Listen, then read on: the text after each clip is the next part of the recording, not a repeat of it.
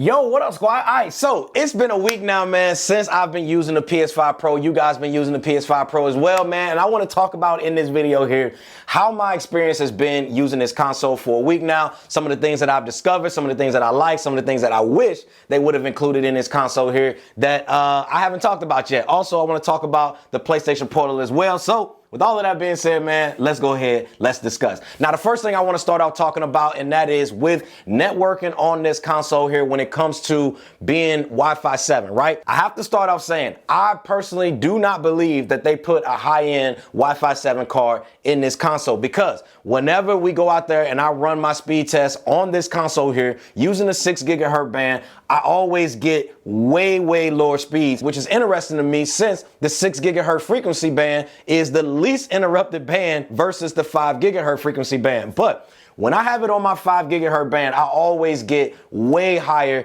download speeds, usually somewhere around like 500 megabits per second, which is cool, especially if we're talking about over Wi-Fi. But the moment you switch this bad boy over to that 6 gigahertz frequency band, that is when it doesn't necessarily give me the sense that this is a powerful networking chip that is on the inside of this console. Now, another thing I wanted to go ahead and point out with using this console here on a daily basis is I wish the PS5 Pro Edition here would have received a 2.5 gigabit Ethernet port in conjunction with the Wi-Fi 7 device, which is aimed to be higher speeds, especially if we talk about future proofing, right? Because some people out there, I know you guys, because I've been reading y'all comments, y'all been saying that you went to your ISP and you updated your internet speeds so that way you could take full advantage of the higher speeds on this console here, especially when you downloading large file games like Call of Duty that takes a crazy amount of time to be able to download on this console. But not having a 2.5 gigabit Ethernet port and only being stuck at 1 gigabit Ethernet port, to me, it's just not really, to me, it just don't scream future-proofing, if that makes sense. And the last thing that I actually want to touch on when it comes to networking on this machine here, and that is the upload speeds. Now, I know a lot of people don't really talk about it because, listen, because the download speeds is primarily like, it's that sexy number, right? But in the days that we are getting in where a lot of people are actually wanting to stream their gameplay, I feel like the upload speeds nowadays is much more prevalent than it has been in the past, because the higher that upload speed is, the more we can actually stream out as far as the quality and all of that, which all of this leads me back to my statement of feeling like the PS5 Pro here didn't really get a powerful Wi-Fi or networking card in here. Maybe all of these things here that I'm talking about right now, maybe they saving it for the PS6, and that's cool. I get it. No, PlayStation got to make their money. They got to differentiate the two. I get all of that. But if this is supposed to be your flagship Pro model, all of these things I would personally expect to be present in your Pro model console. But man, I just wanted to clear up the whole networking issue that I had with this console here and just kind of talk about it a little further with me testing it a little bit longer from my 72-hour video that I'll have right up here. Also, real quick, I want to know, man, what are y'all speeds that you guys are getting? Let me know down in the comment section below right now. All right, now the next thing I want to go ahead and talk about, and that is the overall gameplay. How has gaming been on this console here? Now, to be real with you, y'all, gameplay on this bad boy is freaking solid, y'all. Like, I love it, man. Now, starting with just overall console speed and performance, I feel like entering as well as exiting games have been ridiculously smooth and fast. And this is something that I've always praised PlayStation over, is the fact that I can get in and out of my games quickly. And to me, all of this matters because when it's time to actually play games, I don't want to have to sit over here and just wait too long for crazy loading screens and all of that. I want to be able to get in my game whenever I want to get in my game. And with the PS5 Pro, it still has that same quickness as the OG PS5 as well as the PS5 Slim to me. Now, I got to be fair with y'all, all right? And I got to call something out that happened during one of my live stream shows, which if y'all want to pull up to the live stream, I will be live tonight because I go live every Monday, Wednesday, and Friday starting at 6:30 Central Standard Time. So definitely make sure you guys pull up, man, tonight because it's going to be epic, all right? But during my stream, right, and I was streaming on Wednesday, and during my Call of Duty Black Ops 6, I kept getting the same crashes and I had to restart the game over and over and over. I think I did this like 3 or 4 times, right? Now, to be fair, it is noted that Call of Duty is probably one of the worst file update games in the history of gaming, y'all. There's always an issue with their new updates, right? Now, I'm a huge fan of their games. Activision, I love y'all games, or I guess say Microsoft, I love y'all games, but I gotta call a spade a spade. CKid, fix your dang game, bro. But to be fair, y'all, I don't really know if it was the game or I don't know if it was the PS5 Pro tripping, because at this time, I think I had the console running maybe 4 to 5 hours straight. So I'm not sure if it could have been COD that was tripping that night, or if it could have been the fact that maybe I had the console on for too long. But this is why I personally think that it was more so the game and not necessarily console, because when playing other games on it for long periods of time, for example, let's say I usually play like Last of Us 2 for a long period of time, or I'll play Spider-Man here for a long period of time, and I've never had any crashes or anything like that like I do when playing Call of Duty, right? So hopefully y'all, it was just a fluke in the game, but it is something that I did want to bring up just in case you guys experienced that as well. Also, side note, I still haven't gotten that PS5 Pro enhanced patch for Call of Duty Black Ops 6. I know I told you guys that it was going to come in a recent update with Season 1, but listen, I went in there on yesterday and yeah, we got absolutely nothing, y'all. And if you don't believe me, you can go into your graphics there and you will see nothing in there to be able to switch it to a PS5 Pro enhanced mode. So, you know, hopefully we get that soon. Now, this leads me to the next thing that I struggle with when it comes to this console right now, and that is not all of the games that was promised at launch is getting the upgraded power and performance that we were promised to get out of this console. Now, I'm gonna put a link down in the description section below of all of the games that were promised that we would get right out of the gate at launch with this console that we still haven't gotten just yet. Now, with Call of Duty Black Ops 6, that was right at the top of this list. And this is from PlayStation's official blog, man. I just feel like with there being no new games, right, that at least the bare minimum that they could have done is made sure that all of the games that they're asking us to replay is going to be ready week 1 right out of the gate. But the fact that I've had this console here now for a week and we still don't have all of the updates for all of those games, it's kind of a letdown. I'm not even gonna lie to you. Now, I don't want to sit up here and act like I'm complaining, because I do understand that it takes a lot of time to get these games ran and up to speed, and they got deadlines and all these different things like that. But something about it just don't feel right to me, man. And to be a normal consumer like myself, I don't want to get into the weeds of, you know, deadlines and all this stuff like that. I just want what was promised to me, what I paid for, right? Plain and simple. So hopefully by the holiday break, we will have all of the games updated as promised, because I do feel like during the holiday time frame and season, this is when people are going to start kicking their feet up because they either off work or they out of school, and they just want to sit back and enjoy all of the games that we were promised and, you know, be able to see it in its full glory on this console. Now, this next one here, y'all, I might be nitpicking, all right?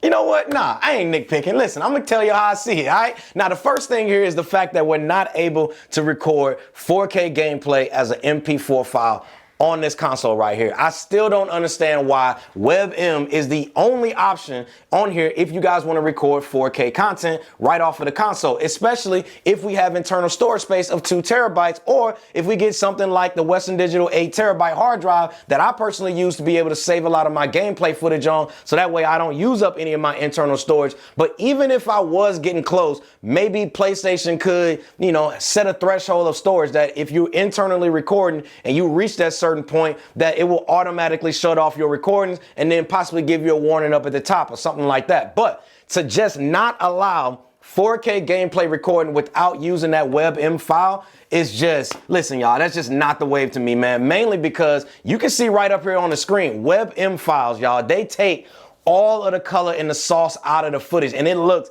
terrible, y'all. Plus, it's a lot to go ahead and convert that file over to an MP4 file just to be able to put it into most editing softwares for it to even read it. And I just need PlayStation to just completely get rid of WebM files, man, completely, and just keep it as either HEVC or possibly a MP4 file. Now, hopefully this is something we get on the PS6, because listen, I promise you, when I get the PS6, Day 1, I'm checking this right out the gate.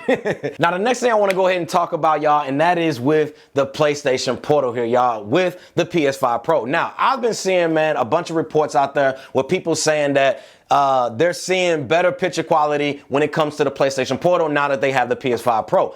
And maybe I'm tripping, or maybe my eyes are deceiving me, but I don't see much of a difference at all to go out there and run and tell people, hey, go grab a PS5 Pro, go spend $700 and grab a PS5 Pro, just because of a slight, and I mean a very, very slight difference in the Portal here. Now, if you go out there and you buy a PS5 Pro, then you want it just because you want to play it on the big screen or play it on maybe something like a gaming monitor. But with with my testing here, y'all, and this is just me talking, with my testing, I can say the PlayStation Portal with connecting up to the PS5 Pro, connection is smooth, y'all. And I noticed that with the PS5 Pro here being on Wi-Fi, that I can actually go out there and I can run my PlayStation Portal much smoother than I could on the OG PS5 as well as the PS5 Slim, because with both of those consoles there, I recommend hardwiring those in order for you guys to get the best performance and connectivity to your PlayStation Portal. But on the PS5 Pro here, man, I can play my PlayStation Portal here with it being connected to Wi-Fi and not have to have it hardwired in, which is smooth. So to me, that was the biggest update I personally feel when it came to the PlayStation Portal that I feel like I can justify. But when it comes to just visual quality, listen, man, there's not a huge difference on this small screen. Don't let nobody fool y'all, all right? Now, the last thing I want to mention, man, that I need people to hear me and hear me good. Come a little bit closer, all right? When it comes to this PS5 Pro here, now, is it a good console? Yes, I feel like the PS5 Pro is a damn good console, right? And it's worth the money 100%, all right? But that also means if you guys are stepping into this PS5 Pro level machine and you want all of the sauce that this console here can offer in terms of graphics and frame rates, I recommend that you get a monitor that can reflect that. Now, I am going to do a video. I'm going to show you some of the best monitors as well as some of the best TVs that you can get for this console. Now, the one that I game on is the one that I have right up here on the screen that you guys can check out. And this is one from LG. Now, I recommend that you guys check this out. I have a link to you guys down in the description section below. But I recommend OLED or QD OLED 100%, especially if you step in your gaming console level up, because it's just going to look so much better, man, in my opinion. But I need you guys to also understand that this is going to come at an additional cost. Now, I'm gonna be honest with y'all, man. This monitor here that I just showed y'all is a $1,400 monitor, which by any means is nowhere near a cheap monitor. But it also lets you all know that I take my quality when it comes to gaming very serious, man. And when I want to see all of the sauce that a game has to offer and that I invest in when I get a console like this, which is why I see certain things in games and it excites me, right? Now, they do have this monitor here that I just showed y'all that's $1,400. They have it on sale right now, man, for $9.99, which actually I found that out from one of the squad members out there that pointed out doing one of my live streams. So shout out to you, man. And he bought it right there live on the stream. That's why I keep telling y'all, man, you got to pull up to the live streams, y'all, because we just be getting into any and everything, man. I promise y'all it's a dope time. But either way, man, all I'm saying is whether you guys are going to get a TV or whether you guys are going to get a monitor, just make sure you guys scoop you up something that's going to take full advantage of what this console here has to offer, because you don't want to get something like this and then you just don't really see all of the quality out of it, right? Like, think about it like this. That's like buying a Lamborghini and putting $50 tires on it. Like, no, you need performance tires for that Lamborghini, all right? Plain and simple. Same thing with the PS5 Pro here. You need the right display for you guys to be able to take full advantage of the console's graphical performance.